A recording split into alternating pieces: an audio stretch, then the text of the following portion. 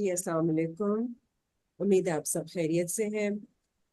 आज का हमारा लेसन अस्माउल हुस्ना के ऊपर है। और आज ज़ुबैर साहब हमारे साथ एक नया नाम शेयर करेंगे और उसके मानी मकासद और उसके साथ जुड़े हुए जो अहकाम है वो हमारे साथ शेयर करेंगे, ताकि हमें समझ में आए कि अल्लाह की जो सिर्फ इस नाम के साथ बयान की गई है उसमें हमारे लिए क्या हुक्म है और हमने किस तरह से उसको समझना है और उसके ऊपर फिर उससे हिदायत लेनी है। अस्सलाम वालेकुम ज़ुबैर साहब। जी वालेकुम अस्सलाम रहमतुल्लाहि व बरकातहू। जी बहुत शुक्रिया आपका, जज़ाकल्लाह खैर जी। और पिछले प्रोग्राम में अस्माउल हुस्ना में हमने अर्रहमान पर बात की थी जी, और काफ़ी तवील हमारा प्रोग्राम रहा, और उसमें हमने आपके सामने ये बात रखी थी कि अर्रहमान जो है वो ये उसका सबसे बड़ा रहम है कि माशरे के अंदर निगरान पैदा हो जाएं और निगरानी की जाए ज़ात की और कायनात की। और उसके साथ साथ हमने आपको बताया था कि जहाँ पर तख्लीक होगी, जहाँ पर अदल होगा, इंसाफ होगा, और जहाँ पर निगरानी होगी, वहाँ पर आपको अर्रहमान की सिफ़त जो है वो साफ दिखाई देगी। तो आज का प्रोग्राम भी इसी नौइयत का है, और आज का जो इस्म है वो है अर्रहीम। और आज के इस्म पर हम कुरान में इस्तेमाल होने वाली ये जो 3D, मतलब जो आय किसी भी सूरत को पढ़ने से पहले जो हम बिस्मिल्लाहिर्रहमानिर्रहीम पढ़ते हैं, तो इसमें भी आप देखेंगे कि अस्माउल हुस्ना की एक पूरी 3D आपके सामने आ जाएगी, जिसमें अल्लाह, रहमान और रहीम, ये आपको तीनों जो हैं वो नाम जो हैं वो मिल जाएंगे। तो ये इस पर भी हम बात करेंगे, लेकिन पहले हम लफ्ज़ रहीम के ऊपर बात कर लेते हैं, थोड़ा सा इसका तारुफ दे देते हैं, फिर हम कुरान की आयात और फिर इसका मकाम, नाम और काम जो है वो भी इससे इसम का हम आपके सामने रख देंगे जी। पहली बात तो ये है जी कि ये रहमा के मादे पर है जी। रे, हे और मीम, रहमा। इसमें हमने आपको बताया था कि रहम जो है, ये कहते हैं वो तहफ़्फ़ुज़, वो तहफ़्फ़ुज़ कि जो डिस्कनेक्ट ना हो, जो मुनक़ता ना हो, जिसके अंदर कोई डिस्कनेक्टिविटी ना हो, बल्कि कंटिन्यूअसली एक तहफ़्फ़ुज़, एक केयर, एक निगहदाश्त, जो पूरी ज़ात और कायनात के अंदर, हम इंसानी ज़ात और कायनात के अंदर हम देख सकते हैं। तो ये रहमा का मादा जो है वो आपको दिखाई देगा। अब इसी एक मादे पर जब रहमान आएगा तो वो अपनी कंडीशन चेंज करेगा, और रहीम आएगा तो वो फिर अपनी कंडीशन चेंज करेगा। उमूमी तौर पर हमने पिछले प्रोग्राम में भी ये बताया था कि हम लोग रहमान और रहीम को एक ही मानों में लेते हैं, लेकिन कुरान करीम का ये ख़ास अंदाज़ है कि वो एक मानी के लिए दो अल्फाज इस्तेमाल नहीं करता। इसीलिए उसने रहमान को अलग से रखा है और रहीम को अलग से रखा है। तो रहमान का लफ्ज़ जो है वो कुरान करीम में तकरीबन 57 टाइम आया है जी, और रहीम का लफ्ज़ जो है वो तकरीबन 115 मरतबा इस्तेमाल हुआ है। और इसमें हम बता चुके हैं कि रहमान जो है वो फ़अलान के वज़न पर है, और जो रहीम है ये फ़ईल के वज़न पर है। तो फ़अलान में हमने आपको बताया था कि वहाँ पर 2 फ़िअल होते हैं, मुमकिन है वो करे, मुमकिन है ना करे। लेकिन फ़ईल में आप ये देख लीजिए कि एक अमर आपके सामने साफ दिखाई देता है कि ये रहीम है, और यहाँ पे एक फ़ैसला कुन हालत आपके सामने आ जाती है। तो इसको भी आपने ज़हन में रखना है, और हमने ये देखना है कि रहम का ये सिलसिला इंसानी ज़ात पर बड़ा कदीम है, बल्कि खुद इसकी ज़ात की तामीर जो है, खुद इसकी ज़ात की तकमील जो है, ये भी अल्लाह ताला की बहुत बड़ी रहमत है। और इस रहमत को हम ज़ात में भी देखते हैं और कायनात में भी देखते हैं। तो अर्रहीम जो अल्लाह ताला की सिफ़त है, इसको आप देखिए कि एक तो हम यहीं से अपनी बात का आगाज़ करते हैं कि बिस्मिल्लाहिर्रहमानिर्रहीम में जब ये सिफ़त आई है, तो यहाँ पर एक 3D प्रोग्राम कंप्लीट हुआ है, अल्लाह, रहमान और रहीम।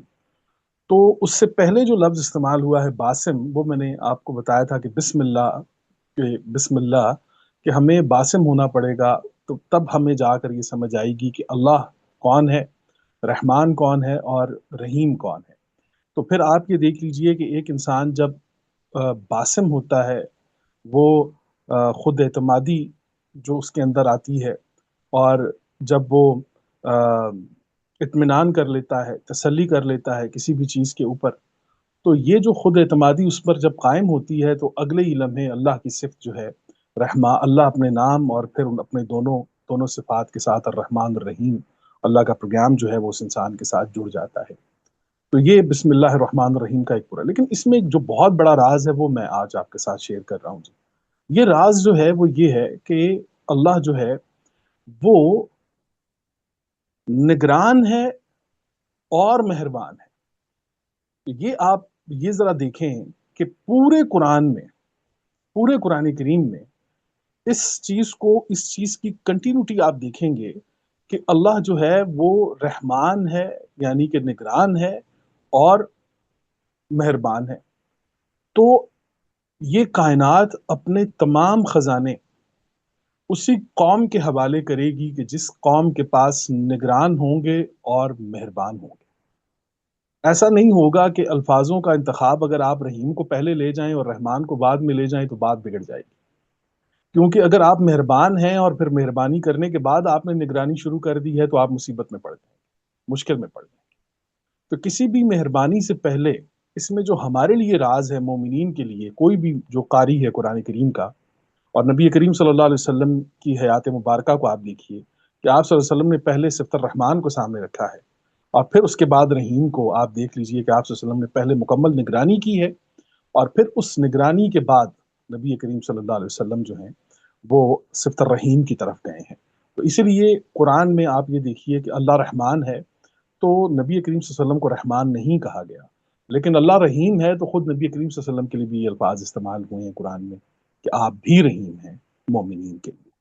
تو آپ یہ دیکھیے کہ یہاں سے پتہ چلے گا کہ جن لوگوں کے اندر اگر یہ صفت پیدا ہو جائے کہ اگر وہ معاشرے کے اندر پہلے کوئی بھی مہربانی کرنے سے پہلے نگرانی کر لیں، دیکھ لیں کہ کہاں پر میں نے کس انداز میں، کس مقدار میں، کس جگہ پر میں نے کون سی مہربانی کرنی ہے، تو یہ نگرانی کم از کم اس کائنات کو، اس معاشرے کو ایک خوبصورت انداز، ایک خوبصورت تکمیل کی طرف لے جائے گی جس میں انسانیت کا بہت بڑا بھلا ہو جائے گا۔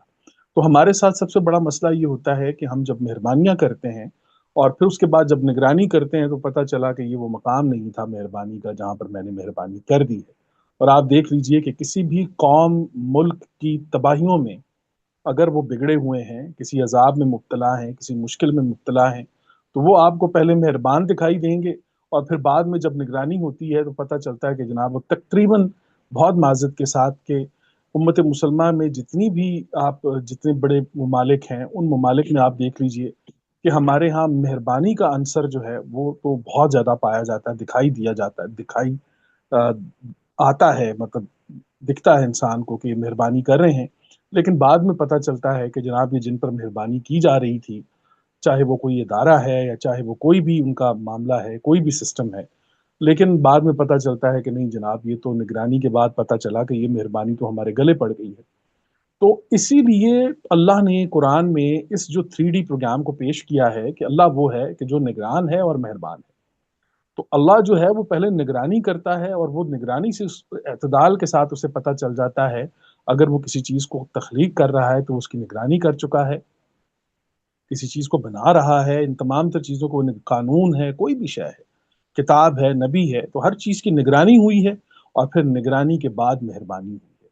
تو اگر ایز اے مومن، ایز اے مسلم ہمیں یہ راز پتہ چل جائے کہ بسم اللہ الرحمن الرحیم، تو ہم نے کرنا یہ ہے کہ پہلی بات تو یہ ہے کہ ہمارے اندر خود اعتمادی ہو، ہم باسم ہوں، ہم سیٹسفائیڈ ہوں اپنی ذات سے۔ جو لوگ اپنی ذات سے سیٹسفائی نہیں ہوتے وہ رب کی ذات سے سیٹسفائی نہیں ہوتے۔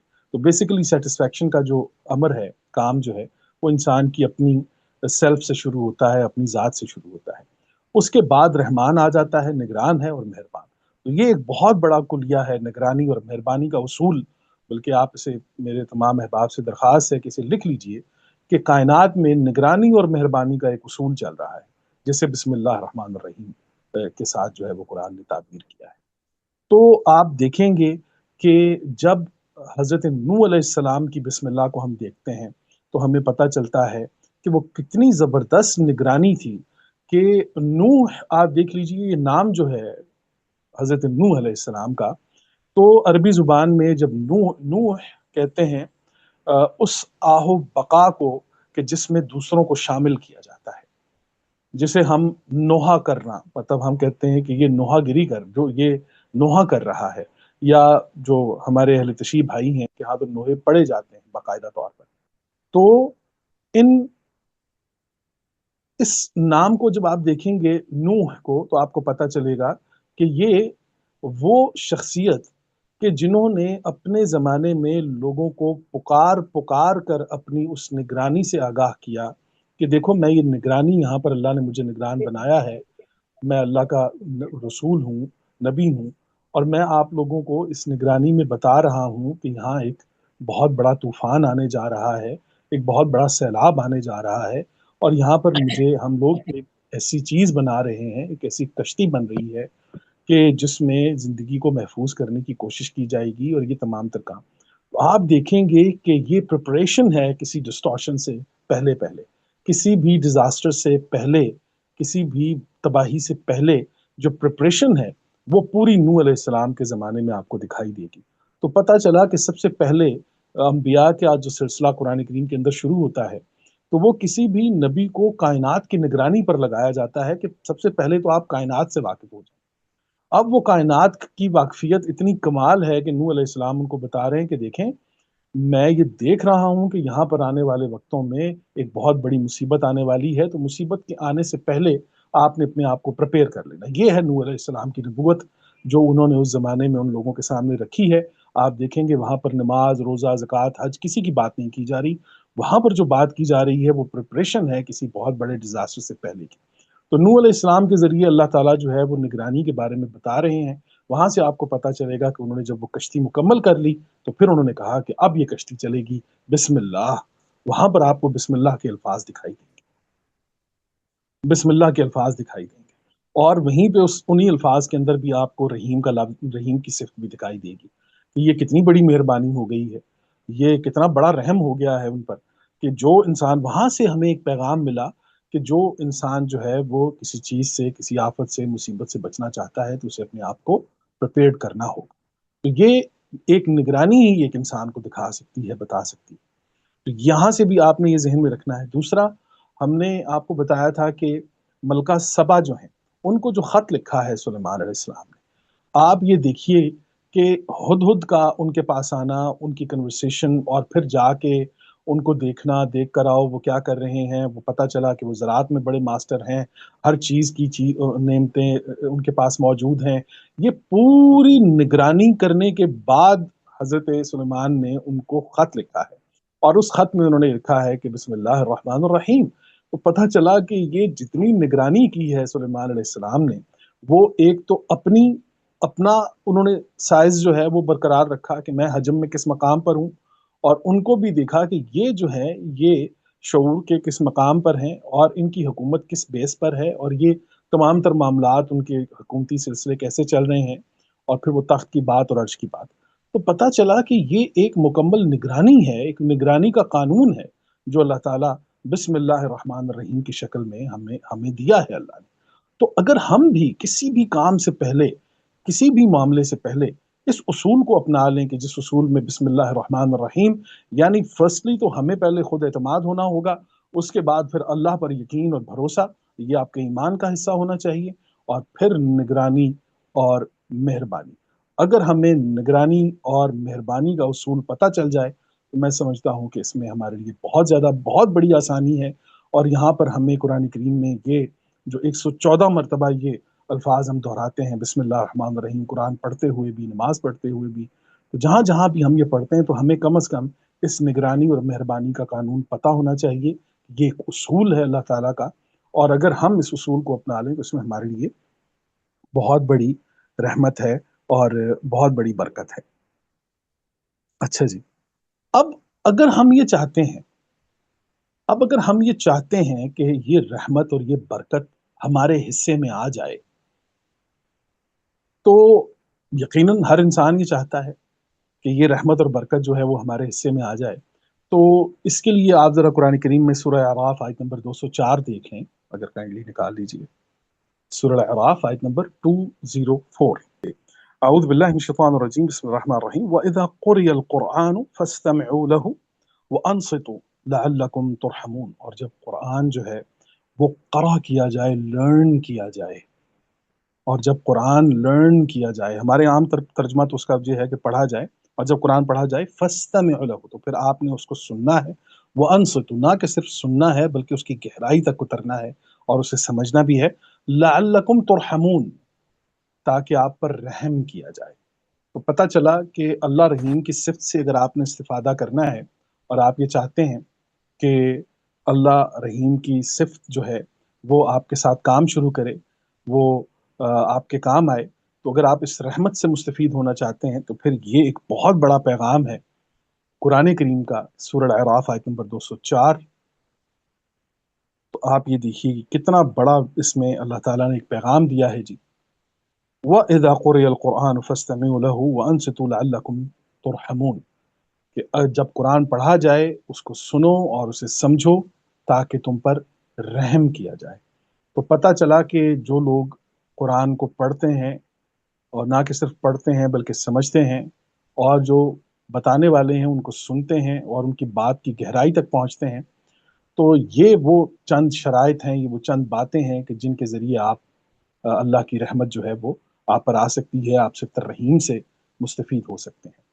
اس کے ساتھ آپ دیکھیے سورہ نور آیت نمبر 56 اگر آپ دیکھ لیجئے کائنڈلی، سورہ نور آیت نمبر 56۔ اعوذ باللہ من الشیطان الرجیم بسم اللہ الرحمن الرحیم واقیموا الصلاۃ وآتوا الزکاۃ واطیعوا الرسول لعلکم ترحمون۔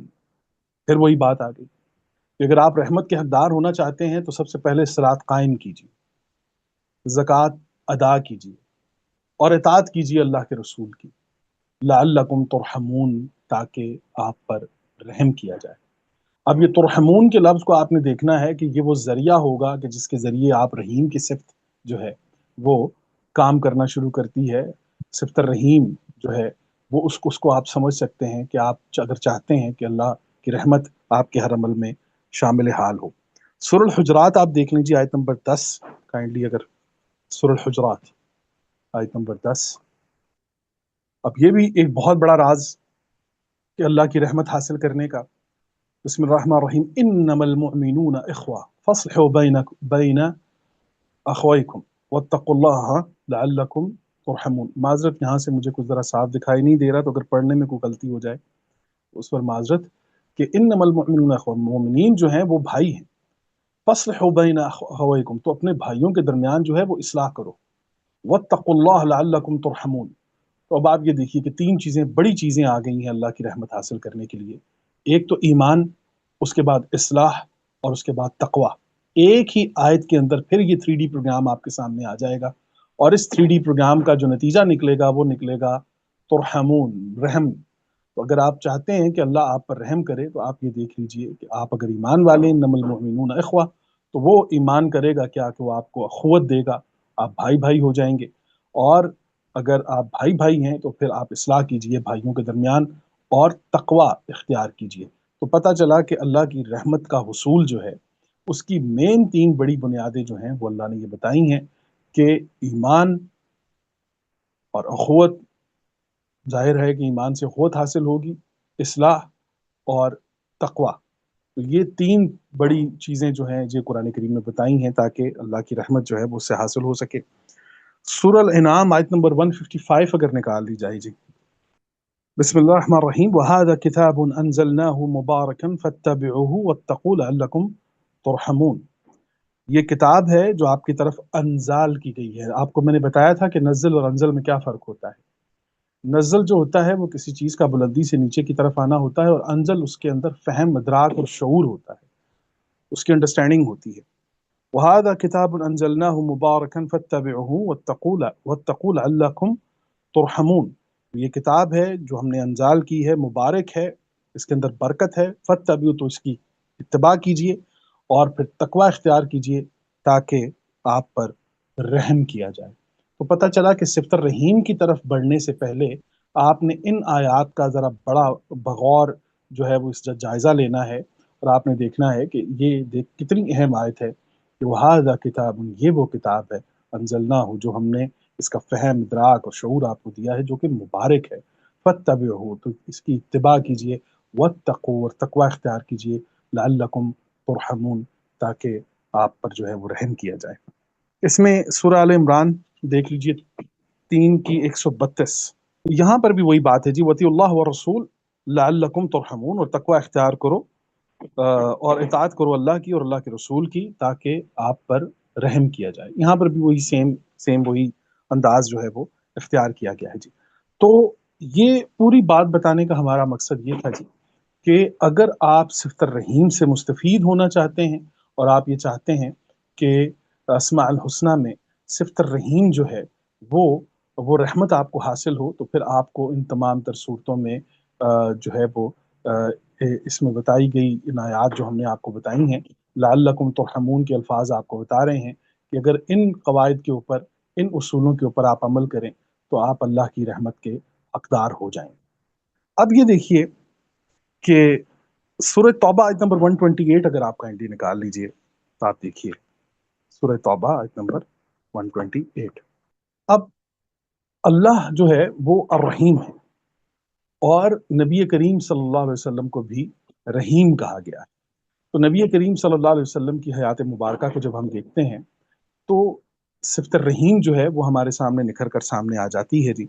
इसके लिए जो दलील है आयत कुरान करीम के अंदर वो ये है, अऊज़ु बिल्लाहि मिनश शैतानिर रजीम, बिस्मिल्लाहिर रहमानिर रहीम, लक़द जाअकुम रसूलुम मिन अनफुसिकुम अज़ीज़ुन अलैहि मा अनित्तुम हरीसुन अलैकुम बिल मुमिनीना रऊफ़ुर रहीम, कि आपकी तरफ वो रसूल आ गए हैं आप ही में से कि जिन्हें बहुत अजीज है आपकी हिफाजत, वो हरीस हैं इस बात के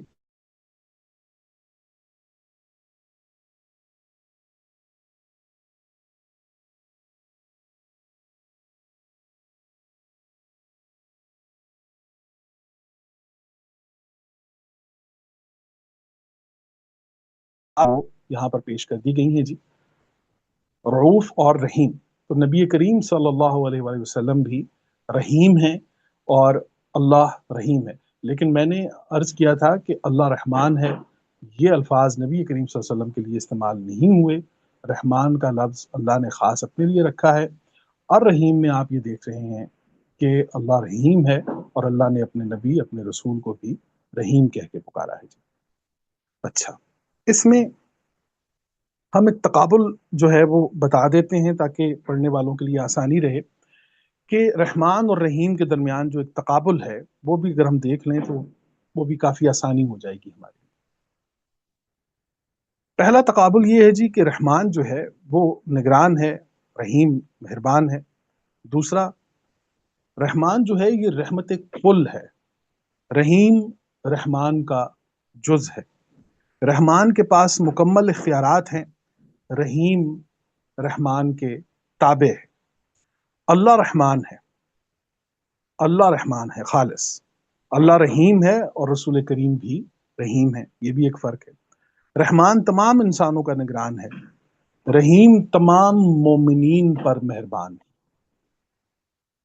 और रहमान के साथ आपको खौफ, अजाब, सख्ती, शिद्दत, एतदाल के अल्फाज दिखाई देंगे, जबकि रहीम के साथ आपको मोहब्बत, शफकत, प्यार और मग़फ़िरत के अल्फाज दिखाई देंगे। तो ये एक मखसूस एक ख़ास अंदाज में हमने एक तकाबुल आपके सामने पेश किया है। इसमें मज़ीद भी बात की जा सकती है, मज़ीद बहुत कुछ बोला जा सकता है। एक दो चीज़ें वो मैं आपके सामने रखना चाहता हूँ ताकि वो जो हमारे प्रोग्राम का पैटर्न है वो कायम रहे, कि किसी भी इस्म को जब हमने देखना है तो फिर उसका मकाम देखना है, फिर उसका नाम देखना है, और फिर हमने उसका काम देखना है। तो इसके लिए आप काइंडली सूरह हुजरात 49 की 12 निकाल लें, अगर सूरह 49 की 12, अऊज़ु बिल्लाहि मिनश शैतानिर रजीम, बिस्मिल्लाहिर रहमानिर रहीम, या अय्युहल्लज़ीना आमनू इज्तनिबू कसीरम मिनज़-ज़न्न, ऐ ईमान वालो इज्तनाब करो, हट जाओ, दूर हो जाओ, किससे? ज़न्न से। इन्न बअद-ज़न्न इस्मुन, बहुत से गुमान जो हैं वो इंसान को बहुत बड़ी गुमराही की तरफ ले जाते हैं। वला तजस्ससु, और तजस्सुस मत किया करो। मैंने आपको बताया था कि कुरान करीम में एक मानी के लिए दो अल्फाज नहीं आए, तो ढूंढने के लिए दो लफ्ज आए हैं, एक है तजस्सुस, एक है तहस्सुस। तहस्सुस वो वो खोज या वो ढूंढना کہ جس جس جو ممکن ہے خیر پر مبنی ہو اور شر پر مبنی ہو تو وہ تجسس ہے، لیکن وہ ڈھونڈنا کہ جو خیر پر مبنی ہوگا وہ تحسس ہے قرآن کریم میں۔ تو وہ ڈھونڈنا کہ جو آپ دوسرے کی مرضی کے بغیر اس کے اندر کوئی چیز ڈھونڈنا شروع ہو گئے ہیں، اس کی اجازت کے بغیر آپ نے وہ تلاشی لینا شروع کر دی ہے، تو یہ تجسس ہے۔ اور تحسس میں یہ وہ تلاش ہوتی ہے کہ جس میں خیر ہوتی ہے۔ یہ قرآن کریم ان دونوں الفاظ میں بھی فرق کرتا ہے۔ یہاں پر ولا تجسسو کے الفاظ آئے ہیں جی، تو کیا کہا جی؟ ولا تجسسو ولا یغتب بعضکم بعضا، اور غیبت مت کریں آپ ایک دوسرے میں آپس میں۔ ایحب احدکم ان یاکل لحم اخیہ، تو کیا کوئی تم میں پسند کرے گا کہ وہ اپنے بھائی کا گوشت کھائے، مرے ہوئے بھائی کا، میتن فکرہتموہ، تو پھر وہ تو بڑی کراہت والی چیز ہے اس کے لیے۔ واتقوا اللہ، تو اللہ کے ذریعے جو ہے وہ تحفظ حاصل کرو، تقوی احتیاط کرو۔ ان اللہ تواب الرحیم، کہ بے شک اللہ جو ہے وہ توبہ قبول کرنے والا اور رحیم ہے۔ اب یہ دیکھ لیجئے جی کہ یہاں پر ہمیں وہ مقامات کہ جہاں پر ہم نے جائزہ لینا ہے، کہیں ایسا تو نہیں ہے کہ ہم کسی ایسے ظن میں مبتلا ہیں، کسی ایسے گمان میں کہ جو ہمیں برائی کی طرف لے کے جا رہا ہے۔ ایک پہلا مقام، اس پر تو ہم نے اپنا جائزہ لینا ہے۔ دوسرا ہم نے یہ دیکھنا ہے کہ کہیں ایسا تو نہیں ہے کہ ہم کسی کی جاسوسی کر رہے ہیں کسی کی اجازت کے بغیر، یہ بھی مقام دیکھ لیجئے۔ تیسرا مقام آپ یہ دیکھ لیجئے کہ ایسا تو نہیں کہ ہم کسی کی جو ہے وہ کسی کے بارے میں بخیلی کر رہے ہیں، کسی کے بارے میں باتیں کر رہے ہیں، کسی کے بارے میں جو ہے وہ غلط الفاظ استعمال کر رہے ہیں۔ تو پھر یہاں پر کہا گیا ہے کہ کیا پھر آپ تیار ہیں کہ آپ اپنے مرے ہوئے بھائی کا گوشت کھائیں؟ اور یہاں پر آ کر بتایا گیا کہ واتقوا اللہ، تو اللہ تعالیٰ کے ذریعے جو ہے وہ تحفظ حاصل کریں۔ ان اللہ تواب الرحیم، کہ بے شک اللہ جو ہے وہ توبہ قبول کرنے والا ہے، رحیم ہے۔ تو یہاں پر اس ایک آیت کے اندر آپ کو تین بڑی چیزیں جو آپ کے سامنے آ گئی ہیں۔ اس میں پہلے تو مقام آیا ہے کہ آپ نے اپنے مقام کا اندازہ لگانا ہے۔ دوسرا اللہ کے نام کا اندازہ آپ کو ہو گیا ہے کہ اگر ان حالتوں میں آپ کسی ایسی حالت میں آ جاتے ہیں تو پھر تواب الرحیم جو ہے، یہ دو صفات جو ہیں وہ اس کی طرف رجوع کرنا ہے۔ ان اسماء کے اوپر آپ نے غور کرنا ہے، اور پھر ان اسماء کے ذریعے ہی آپ نے معاشرے کے اندر توبہ قبول بھی کرنی ہے اور لوگوں پر رحم بھی کرنا ہے۔ اگر کوئی آپ سے معافی مانگے، کوئی توبہ کرتا ہے، اپنی بات سے ہٹتا ہے، چاہے وہ آپ کی اولاد ہے، آپ کے بہن بھائی ہیں، رشتہ دار ہیں، محلے دار ہیں، شہردار ہیں، تو اگر تو بات معاملہ ایسا ہے کہ جس میں گنجائش ہے تو آپ اس میں ان کی توبہ جو ہے وہ اگر آپ سے آ کر وہ کہتے ہیں کہ ہم دوبارہ اس چیز کو رپیٹ نہیں کرتے، اسے قبول کیجئے، اور اس کے ساتھ ساتھ لوگوں پر رحم کیجئے، انہیں یہ محسوس ہو کہ آپ ان پر رحم کر رہے ہیں۔ اور رحم میں نے عرض کیا تھا کہ یہ غیر منقطع ہونے والا تحفظ ہے کہ جسے رحم کہا جاتا ہے، اور اللہ تعالیٰ کی رحیم کی صفت جو ہے وہ اسی میں آپ کو صاف دکھائی دے گی۔ اچھا، دوسری ایک آپ دیکھ لیں 39 کی 53۔ اعوذ باللہ من الشیطان الرجیم، بسم اللہ الرحمن الرحیم۔ قل یا عبادی الذین اسرفوا علی انفسہم، اور کہہ دو میرے بندوں سے، اللہ کی طرف سے یہ حکم ہے، قل یا عبادی الذین اسرفوا علی انفسہم، تو کہہ دو اے میرے بندو کہ جو اسراف کر چکے ہیں، ظلم کر چکے ہیں، کوئی زیادتی کر چکے ہیں اپنے نفس کے اوپر، لا تقنطوا من رحمت اللہ، اللہ کی رحمت سے مایوس نہ ہوں۔ اچھا، یأس اور قانت، یہ دو الفاظ بھی بڑے اہم ہیں، انشاءاللہ کسی پروگرام میں ہم ان کے درمیان بھی فرق آپ کو بتائیں گے۔ یہاں پر قانت میں آپ کو بتا دیتا ہوں، قانت وہ ہوتا ہے جو بالکل ہمت ہار جاتا ہے۔